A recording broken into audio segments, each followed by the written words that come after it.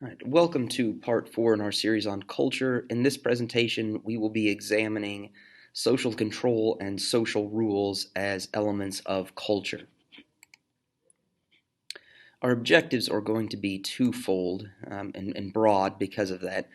First, at the end of this presentation and lesson, you should be able to understand the differences between types of cultural rules. Further, you should be able to discuss the role of social control within culture. Right, let's start with cultural rules. Right, rules are a part of culture. Right, oftentimes we're talking about norms, not norms as in the lovable and cuddly norm of Cheers fame, but norms in the sense of socially agreed standards of behavior. Right, some of them are formal or written down. Others are informal. They are unwritten, but commonly known in society and commonly understood by members of the same culture.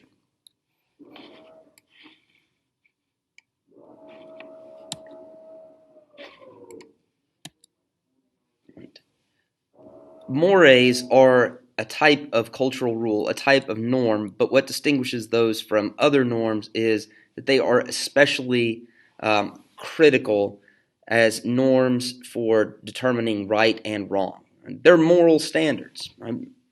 Not surprisingly, we call them mores. Right? Mores and moral are not that different in their sound or their meaning.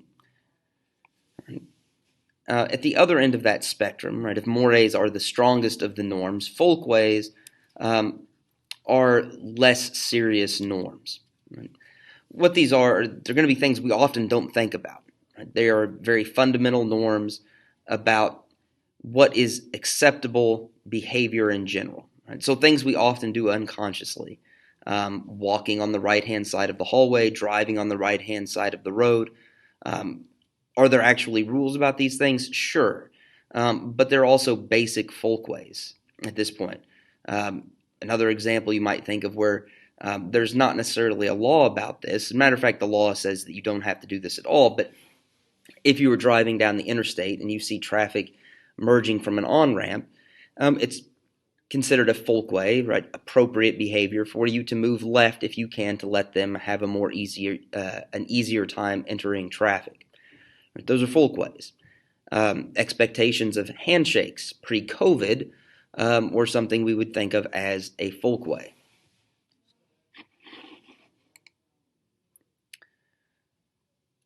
All right. Now, we understand that rules might be a part of culture, but we also need to understand that social control is itself important to culture. Right. And the issue here is that societies want's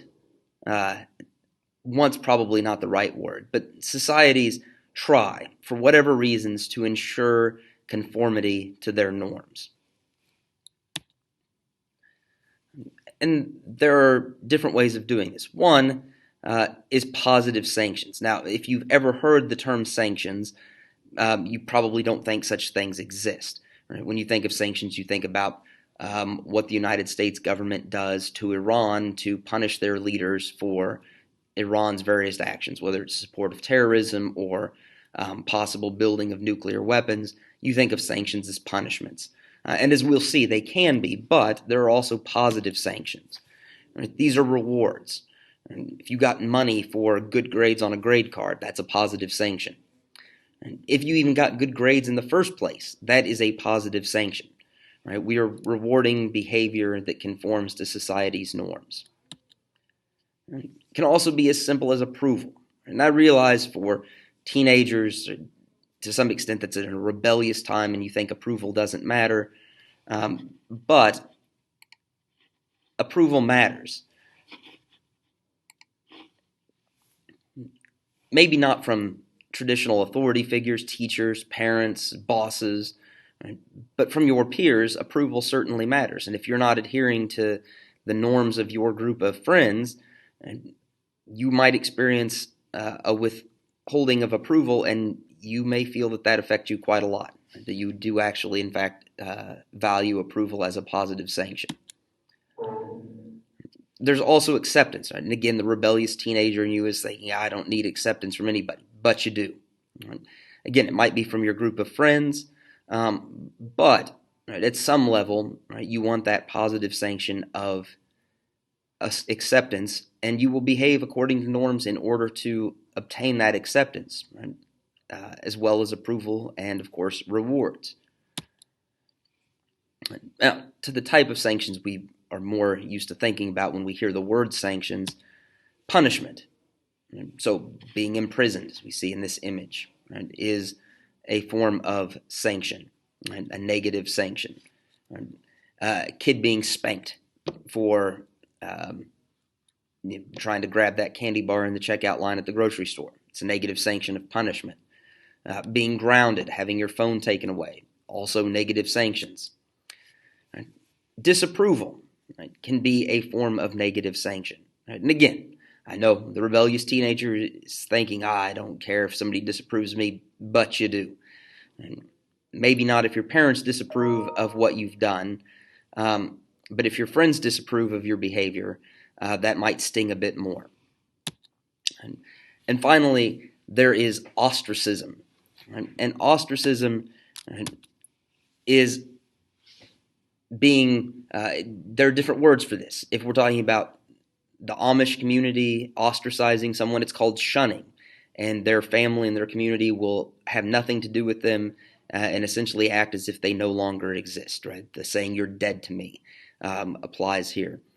You might be ostracized from your group of friends if you have violated some particular norm or maybe even a mores. And so being kind of kicked out of that societal group or that cultural group can be a very, very powerful negative sanction. All right, and that concludes our look at social rules and social control as a part of culture. Please return for our fifth and final installment in this series on culture. All right, have a good day. I'll see you in class.